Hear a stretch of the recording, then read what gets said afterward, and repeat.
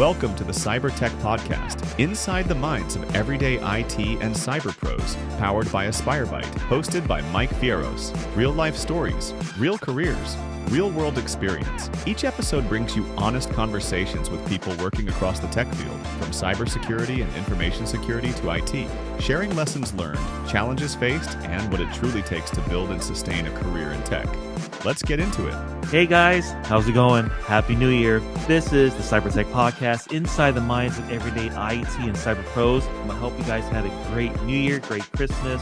Thanks for tuning in, listening in to the Cyber Tech Podcast. Be sure to subscribe to the AspireByte YouTube channel, where we share all full podcast episodes, clips, and tech-focused content. And while you're there, like and share the videos to help spread the word. You can also listen to every episode of the Cyber Tech Podcast on Spotify. If you've been enjoying the show, give us a 5-star rating, drop a quick comment, and share it with others. It helps us reach more people and keeps the mission going. Thank you for everyone that's already done that. And for this episode, guys, this is episode number 26, the first episode of 2026. The gentleman I'm bringing on is named Ben Crenshaw, and this gentleman I met the last NICE Cybersecurity Career Ambassadors meeting I was in. He joined the NICE Cybersecurity Career Ambassadors, and he has a huge background in cyber and also education. He also teaches education. And the guest I'm bringing in is no other than Ben Crenshaw, head of U.S. Cyber and AI Education from WorkEd and U.S. Cyber Games Mentor. How's it going, Ben? Mike, it's great to be here with you today. And I'm really excited to talk about all things cyber and emerging technologies. Just like I mentioned before the show, Ben, there's a lot of folks that listen to this, particularly tech teachers that listen to this podcast, and they're looking for guidance on how to teach their students. And there are students that listen to this podcast as well that looking for that mentor, if you will, that kind of help them, guide them into the cyber world, maybe even IT. Tell us a little about your story, Ben, how you got into cyber and how you got into tech education. Absolutely, Mike. And it's always fun to talk about this and even better to listen to other stories. I think the trajectory to cybersecurity is the most varied and interesting tale that people tell. Every time I hear it from Sure. whoever I hear it from, it's a different, interesting story. I started out as a restaurant manager, and I thought, Yes. I'm going to be just fine here. I don't mind the late hours. It's fun to talk to people. It's enjoyable. I like the people. But then there just came a time I was getting a little older. And I remember during the lunch rushes specifically, there would be all of these tech people come in for lunch, and they just all seemed so excited and happy about their work and talking about the latest and greatest. And that's just really what I was interested in. I would chat with them. And it came to a point where I said, well, how do I get to do what you guys are doing? Because you guys get to work on the cool That's awesome. machines, play the best games, have the greatest tech. And they said, well, you just, go take some courses, get a degree. And I thought, well, that's kind of an expensive pathway. And they said, well, there's other routes. You can go get certifications. And I said, what's a certification? So I really, Mike, started out from knowing nothing, uh, Mm, and trying to understand the role as it was enveloping many years ago, before there was really cybersecurity, and it was just IT. And so I got my first security certification. Barely passed it, but passed it I did. awesome. And really, that set my trajectory. I leveraged that, got my first job at McAfee as a virus hunter, and got to really understand how malware works, and how it's written, and how to take it apart, and who's doing it, and those threat actors. And that was even more interesting to me. So I Mhm. just kind of leveled up in that company, got a bunch more certifications under my belt, and eventually you just parlayed into a point where, hey, these other companies might want me too. So I bounced from Dell, and eventually ended in Oracle. And Oracle, I was the senior vulnerability analyst there. Led a team of malware hunters as well, where we got to break into networks and do all the fun stuff that you hear about. Yeah. with permission, of course. And from there, my last few years at Oracle, I was approached at a conference because I went to a lot of cybersecurity conferences, which is something everyone who's interested in cyber, even teaching cyber, going into it, go attend conferences. And Definitely. there's a lot of free ones out there. A lot of them are online. Just go sign up and attend some of those. But I was approached by a principal who said, "Hey, we're starting a new cyber program in Utah for high school students. And would you be interested in teaching that?" For some reason, I thought that was the greatest idea in the world. And I was standing in front of about 30 high school kids, one at the beginning of the school year, zero teaching experience. They had zero curriculum prepared. And I asked my principal, I said, "So, what are we teaching these kids? Where's the textbook? What's the curriculum?" And she told me, "Well, you're the expert. You figure it out." And figure it out I did. That's So awesome. I understand a lot of these new cyber teachers as well and educators who are just sometimes coming up for air and trying to understand the landscape. I've been there. Really understanding how industry and education mix, and more importantly, how they don't Mm, mix was my goal in teaching. And Mike, it was a rude awakening. There was a huge gap. And so while I was teaching, I mentioned I had written a book called Teaching Cyber, Bridging mm, the Gap yeah. between Education and Industry, written for educators to kind of navigate that field, because there is a lot that's missing on both sides. And I Mhm. felt it was really important to really write down what my journey is, how I got there, and what the pathway is, how to get there. So that's kind of my story. After teaching for several years, I joined another organization called WorkEd, where I'm now head of cyber and AI education.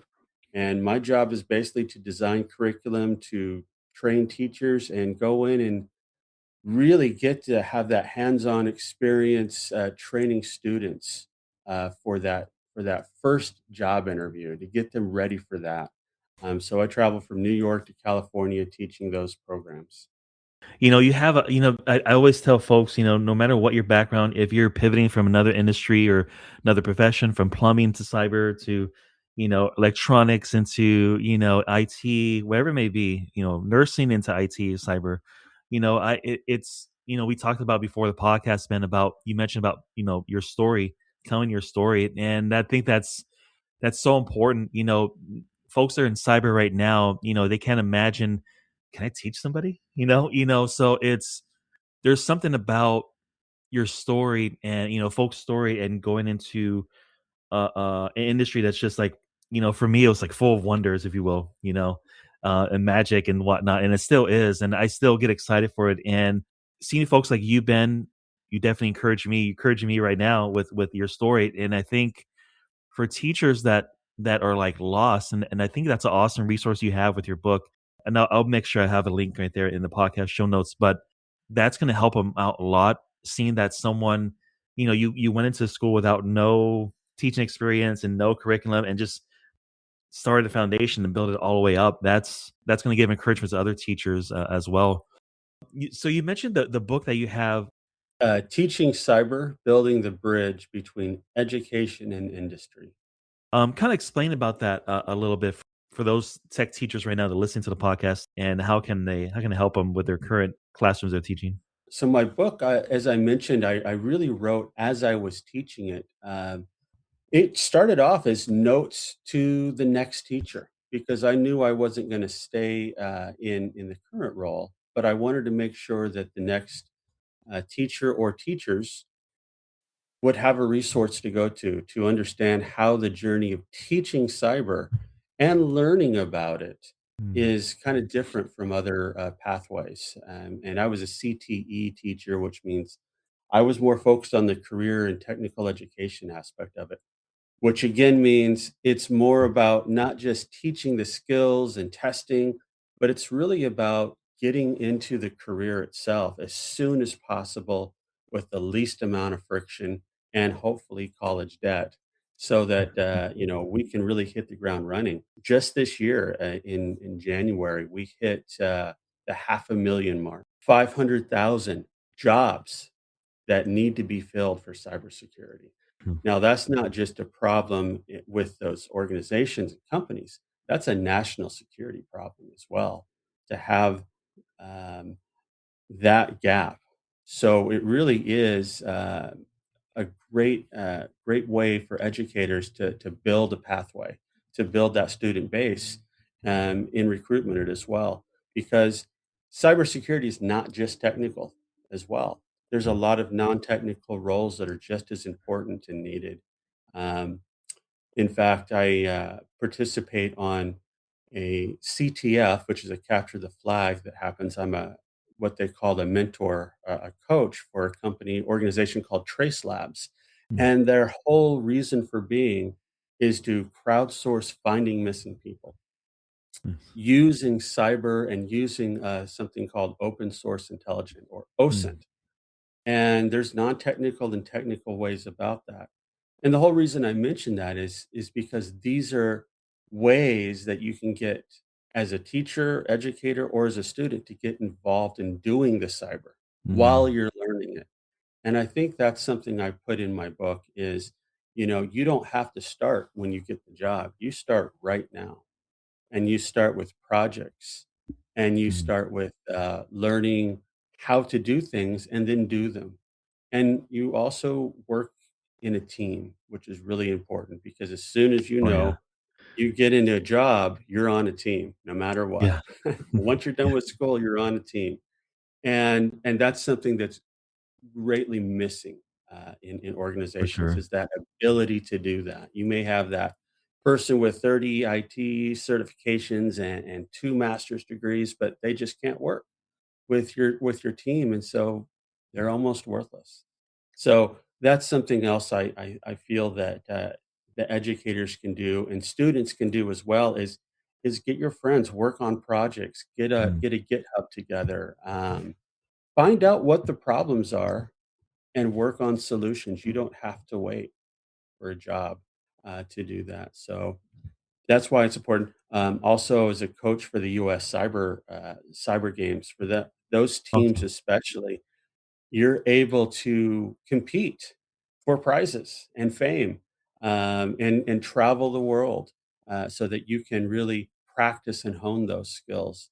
So there's just so much that you can do as an educator, as a student, or just as any person who lives in this new emerging world of Yeah. technology. It's just so important. It's almost like, hey, when you're young, you got to get a driver's license. Well, it's the same thing here. You've got to get your license to use those technologies because they're just as So true. dangerous as a car.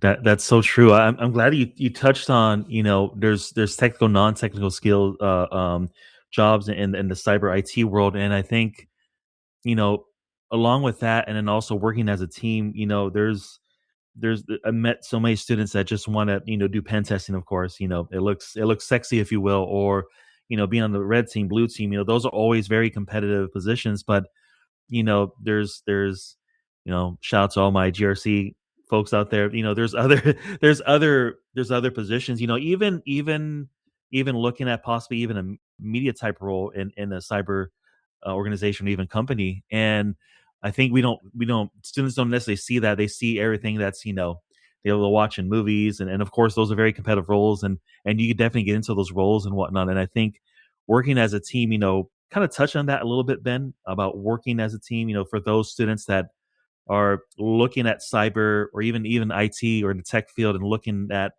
I'm not very, I'm an introvert. I don't really, I'm not very social. How would you explain to students to get out of that kind of mindset and to get into that teamwork, collaboration type mindset before they get into the field? Oh, that's a great topic, Mike. I'm glad you brought that up. It really is one of the most important skills you can have is the ability to recognize your strengths and weaknesses. Mm, And it's difficult to do that on your own. yeah.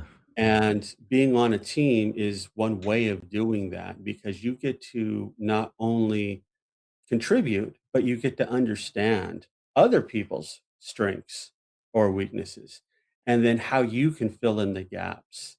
And you don't know that until you go in there. I understand that a lot of individuals who go into tech maybe have some anxieties and things like that, Mhm. and that's just fine. It's understandable, and the nature of the work itself is a little, it's a little shady. It seems like because you're going into places where most people don't understand and they're a little afraid of, and the True. language is very, almost convoluted and scary. It's technical. And so, you know, you go and you participate in activities like, I would really get involved in CTFs, Also which are true. capture the Mhm. flags, which gives you that opportunity to explore how a team dynamic works. You get to find out, hey, I like doing forensics, or I hate doing forensics. and but you get to contribute, and that's the key to it, is contribute, find out how you can solve problems to help out your team, and that really does instill that confidence to go forward. And you may find out, hey, maybe I don't like the technical as much, and you like to manage, and you're really good at that. Or maybe you're the person who is kind of more gregarious, but not technical, but still want to be in cybersecurity. Well, hey, you're a good PR person. And I'll tell True. you what, PR is huge in Yeah. cybersecurity because we need to spin that. True. And so there's just so many awesome roles, exciting roles in the whole world of emerging technologies and cyber and AI, that can appeal to everyone, and it touches all parts of industry as well. I mean, you don't have to just go into cybersecurity. If you're into healthcare, well, we've got stuff for you. If you're into True. logistics, we got it for you, right? And True. it That's really true. just does open a whole world of opportunity, for everyone. Those CTFs are so important. Even for those students that are listening right now that want against maybe they have an IT club at their local high school or wherever they're living at, whatever kind of club, organization, or folks that just get together and talk about tech stuff. You definitely want to be around those folks.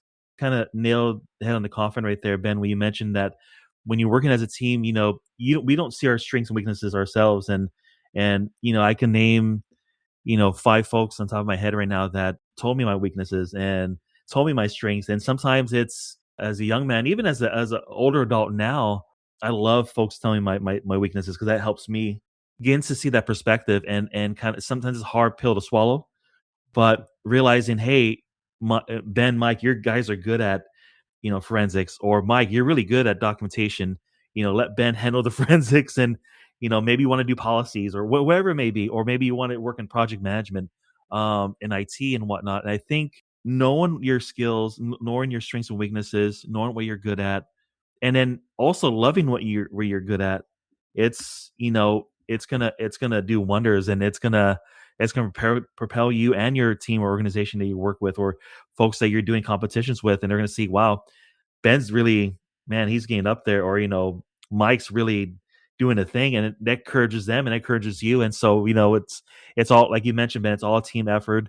Not one of us are got here just because we did something magical. No, we people helped us along the journey, told us what to do, give us instructions, give us guidance. We have to be the ones that ultimately get in there and get the work done and whatnot. What's the biggest misconception students or parents have about pursuing cybersecurity as a career path? I think the biggest misconception that a lot have, and I remember in a lot of parent teacher conferences that I was part of, and their first question was, well, they absolutely love your class. They love learning about hacking, and even though I don't know what that is, and I'm kind of scared to know. And they're honestly awkward in other classes, but they thrive in this one. I want them to have this for their job. They want that too. How do we get there? It seems like the way of college is the only way. And, really that just hits my story. And I would get to tell them my narrative of, well, to answer their question. And their question was, do they need to go to college? And I said, well, I think everyone should go to college. But if you're interested in cybersecurity, if you're interested in emerging technologies, let your company pay for it because Yeah. those skills, those jobs, those roles are in so high demand right now that many companies will, for those who show the aptitude and interest and that determination, will pay for their college. Mm. And the reason I say that is because I got my bachelor's degree and my master's degree in information assurance and cybersecurity, both paid for by college, and I know many individuals like that. So that's the pathway I would choose. I would start getting your certifications early, like I did. Start understanding what you want to do in cyber because there's Mm. so many things you can do, like you mentioned. There's even project management, Yeah. forensics. There's that ethical hacking, red teaming. Mm. But so many, and that's what the process of discovery is all about, and you can discover in those CTFs and other gamified sessions and Mhm. scenarios, is you can find out what you wanna do so that you can start at a company, and when you do that, take advantage of those opportunities of college tuition reimbursement or Oh, yeah. offering free certifications, and those are just there for individuals to skill up and really be part of that larger team. So that's the advice I give is you can start now. And if I can offer one other For caveat sure. to that, and not necessarily a caveat, but it's a warning. If you are interested in cyber or IT, you must be good. Cybersecurity is a position of trust. And Mhm. so starting early, in high school, and, I've been a teacher, I've been a teenager. I know Yeah. that you go through life and you're challenged and sometimes you want to play and have fun, but really you need to be careful. You don't want to have any bad marks on your record early True. because those things will shut doors faster than anything. So I always tell that the parents and the students be good, you know, Yeah. and don't go into that web page just because it's unprotected and then say, "Oh, I was just checking it out so that I could let them know." If you don't have permission to do something, you don't do it. So, because it's I unfortunately have sad stories of students who have done things like that, and now they're no Mm. longer able to get those jobs, which they are very qualified. That's so true. I'm glad you hit on that. That's something, like you mentioned, man, we've all been teenagers. We've all been there. We've all had our fun, as we're young and whatnot. Maybe too much fun sometimes, but we had our fun. And, growing up like the 80s and 90s, I mean, I didn't have no iPad. I wasn't thinking about cybersecurity. I was thinking, back then, to me personally, I was thinking about DJing. I was DJing different places, doing radio and whatnot. And even before that, just DJing, mobile DJing. And we didn't have social media back then, so it was a good thing. Yes. But, I love how you touch on that. If that student or even someone pivoting from another industry into cyber or IT or in the tech field in general, be careful what you're doing. Don't we all make mistakes, but I think that's a good reminder even for us in the industry, in these professions and also outside is that, like you say, like you mentioned, Ben, be good. Yeah. Make sure, and especially for us in the industry, but if you're 18, 19 listening to this, make sure, there's nothing wrong hanging out with friends, but make sure you're safe. Make sure you don't get caught up in anything because like you said, Ben, if that kid wants to be on the red team, do pen testing, and something Mhm. happens, well, that trust is gone. And I think trust is going to be really important, especially in cyber. For those that or even my fellow law enforcement folks that listen to this, in law enforcement. So you guys know how it is working law enforcement. Even if we make mistakes, we have to own up to it. Same thing in cyber and IT in the tech field. If you make a mistake, own up to it, because most likely we already know the answer. We just want to make sure we could hear it from you, and you take accountability, and that's where we're looking for and whatnot. But I think that's a good point to mention, Ben. For someone thinking about, I'm thinking about going into this, but man, cyber is just really appealing to me. I just, maybe I don't have the confidence in it, and I just a little scared. And what's kind of a quick pep talk would you give for that particular high school student, Ben? I have a saying that kind of encapsulates that I feel, and it's learn once, apply many times. That's good. I like And that. having having gone through it the hard way, in fact, when I would give my little speech at the beginning of each year of teaching, I would say, it took me 15 years to get from nothing to where I am today, Mm, standing in front of you. But if you can follow the rules, and really understand, why you're doing this, and work together and keep your motivation and be good, I'll get you there in 3 to 5 years. mm, I promise that. And like and the reason is that learn once, apply many times. There is so many um, ways to approach. Well, just look at a computer. There's so many ways to click on something or to do a task. true. There's a lot of ways. It's the same way in cyber education, in finding a role, a career. And sometimes it's just a process of curiosity and discovery.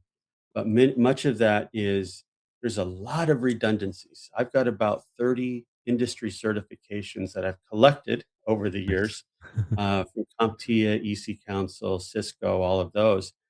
And in doing all of that, hard work, I realized that there's a lot of repetition and things like that.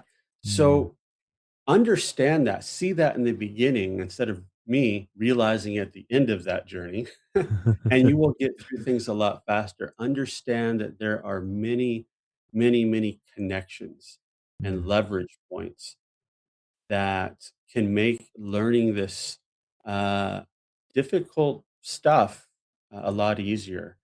And so that's my advice is learn it once, but really master that topic. mm.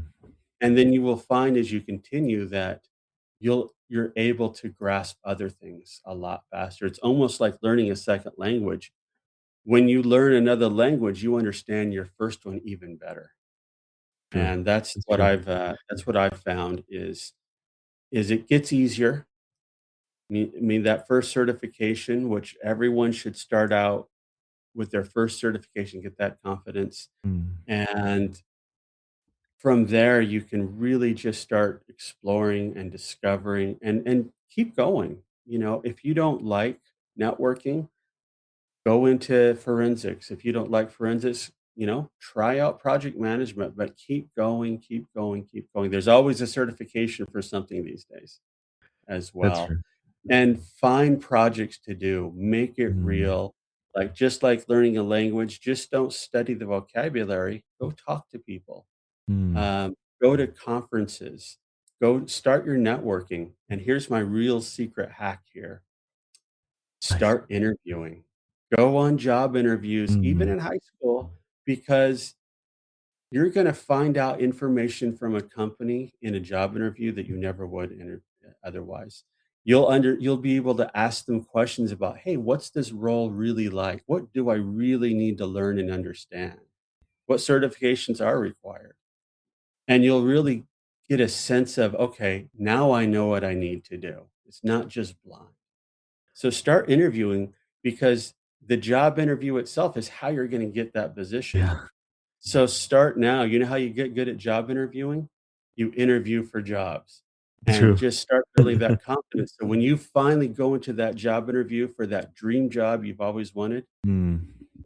That's so good advice, Ben, especially with the job interviews. You just remind me of something. That part in the interview where it's like, "Do you have any questions for us?" That right there, is so Mm, pivotal because they want to see if you're curious about the role, and they want to see where your mind's going. And when you, like you mentioned, Ben, in those interviews, ask them, hey, how long you been working here? Do you love it? How long did it take you to get this position? Or ask some questions. And that's where these folks, that's what folks that work in the industry, that's what we're looking for, is folks that, Ben, how long you been working in this company? Mike, how long have you had this position? Do you love working here? How is the team? So you want to ask those questions about what kind of certifications you have and stuff like that. That's gonna catapult you into the next role. And but you're right, you have to do it repetitiously, and learning body language. And when working IT, when I was the last position I had, I knew knew the interview was going good because they were just asking me really very detailed stuff that you normally don't ask folks, because we have access to a lot of stuff, even in IT, especially in cyber. That's kind of that was kind of my flag, pinpoint, if you will. Like, okay, I'm pretty close. You'll start learning as you're doing interviews like that, and I think that's a really good advice you gave right there, Ben. Is like repetitious, because we all get jitters when we have interviews, and it might be a panel interview with 5 folks on there, and you just be yourself. They ask you the questions, and if you don't know it, say, I don't know that this time, but I can research and get back to you. You know, right, 100% right. just don't wing it. Just don't wing it, because we'll know exactly if you're winging it. Yeah, be honest, but, Yeah, but keep fighting too. Like, for sure. sometimes they know you don't know the answer. They just wanna see how you arrive So true. at any answer, and how do you handle stress. So And true. that's Yeah. what a job really is. It's not just doing the skill, or performing the task, it's doing it under pressure. And Mm, they wanna see how yeah. that is. So get good at it by doing interviews, do mock interviews, Oh, leverage that's good. AI and your Chat GPTs and Geminis and say, "Hey, Mm, here's my resume, and here's the job I want. Interview me. that's good advice. Yeah, Get that's really good. practice." If you had to explain cybersecurity to a group of high school students using only a pizza analogy, how would you do it? Oh, a pizza analogy. Well, now I'm hungry, but, Yeah. I would say the best way to look at it is look at it from its beginning. I mean, what is a pizza in the first place? Well, we have our image in our mind of the finished product, Yeah. but what is it? And the finished product is the network. It's the Mm. running, perfect, great network that looks good and performs its job by being tasty. Yeah. Yeah. But what a pizza actually is it's dough made of water and flour and yeast, and it's pepperoni, Mm. and it's cheese. What it is it's all these ingredients that you have to understand each one first and what its job is and its role, and make sure that, the quality is good. Am I putting moldy cheese on my pizza? Hope not. Mhm. But you have to really understand what ingredients you're gonna put on them, vet those ingredients, Mm. make sure that they're secure enough to Yeah. survive the oven, Yeah.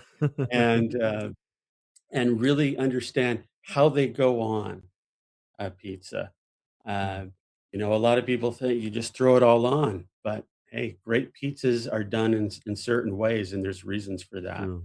So, I really feel like understanding the before, and really, grasping, um, the process of making the pizza. That's how you arrive at the greatness of the pizza itself.